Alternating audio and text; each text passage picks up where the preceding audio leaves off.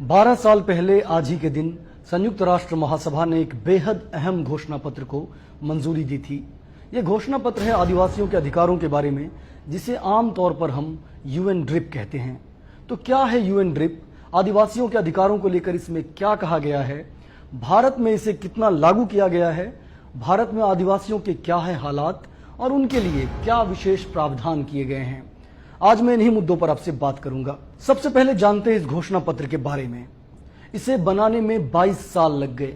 2007 में संयुक्त राष्ट्र में जब इसे मंजूरी दी गई तो 4 देशों को छोड़कर किसी ने इसका विरोध नहीं किया। बाद के वर्षों में इन 4 देशों ने भी इसे मंजूरी दे दी। ये देश हैं ऑस्ट्रेलिया, न्यूजीलैंड, अमेरिका और कनाडा। घोषणा पत्र में यह कहा गया है कि दुनिया के किसी भी मुल्क में आदिवासियों को वो सारे अधिकार हासिल होंगे जो बाकी लोगों को हासिल है, लेकिन इसके साथ साथ उन्हें अपने नियम, कायदे, रीति रिवाज वगैरह बनाने की विशेष छूट होगी। इसमें कुल 46 आर्टिकल यानी अनुच्छेद हैं। इनमें से मैं कुछ चुनिंदा आर्टिकल्स के बारे में आपको बताता हूं। आर्टिकल 4 कहता है कि आंतरिक और स्थानीय मामलों में आदिवासियों को आत्मनिर्णय का अधिकार होगा, उन्हें स्वायत्तता हासिल होगी, वो स्वशासन कर सकते हैं। आर्टिकल 5 कहता है कि उन्हें राजनीतिक, कानूनी, आर्थिक, सामाजिक और सांस्कृतिक संस्थाओं को मजबूत बनाने का अधिकार होगा।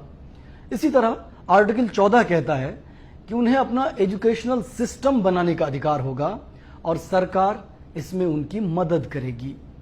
आर्टिकल 16 कहता है कि आदिवासियों को अपनी जुबान में अपना मीडिया बनाने का अधिकार होगा, साथ ही बाकी सभी मीडिया हाउसेस में बिना भेदभाव के उनकी पहुंच होगी और सरकार की जिम्मेदारी है कि वो सरकारी मीडिया में उनकी पहुंच सुनिश्चित करे।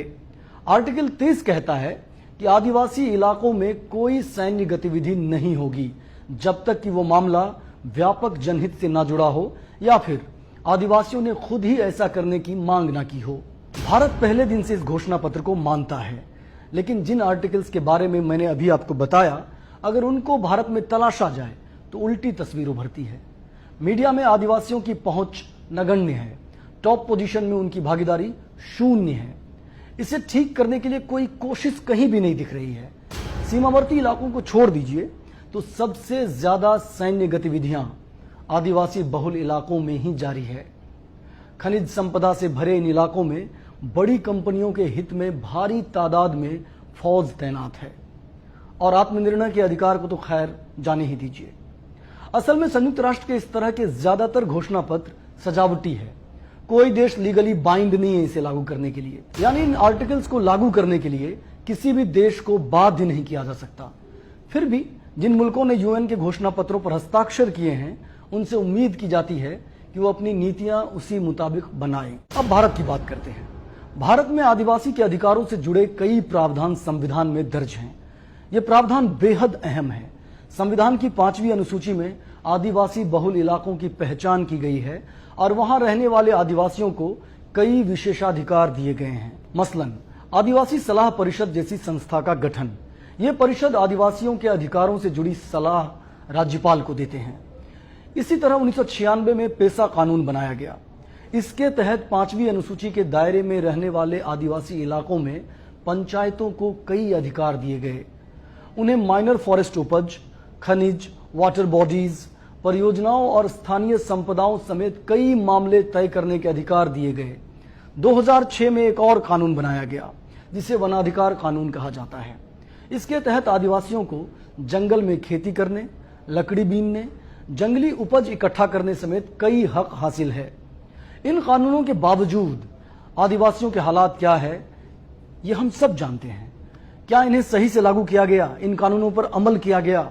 इसी साल की शुरुआत में सुप्रीम कोर्ट ने एक ऐसा फैसला सुनाया जिसने राष्ट्रीय सुर्खियां बटोरी। इसके तहत 11 लाख से ज्यादा आदिवासियों का जंगल से अधिकार खत्म कर दिया गया। अदालत ने कहा जिनके पास जमीन का पट्टा नहीं है वो जंगलों पर हक नहीं जमा सकते। मजबूत संवैधानिक प्रावधानों के बावजूद केंद्र सरकार वनाधिकार कानून को सुप्रीम कोर्ट में डिफेंड नहीं कर पाई। आलोचकों का मानना है कि सरकार डिफेंड करना ही नहीं चाहती थी। मामला बढ़ा और इस आदेश पर रोक लगाने के लिए याचिकाएं दायर की गई।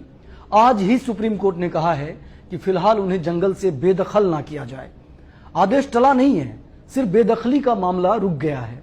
इसके बाद मोदी सरकार ने वनाधिकार कानून में बदलाव का नया मसौदा तैयार किया है, जो पूरी तरह आदिवासियों के अधिकारों के खिलाफ है, संवैधानिक प्रावधानों के खिलाफ है और संयुक्त राष्ट्र में 12 साल पहले जो घोषणा पत्र पारित हुआ था उसके खिलाफ है, जिस घोषणा पत्र की बात हमने शुरुआत में की।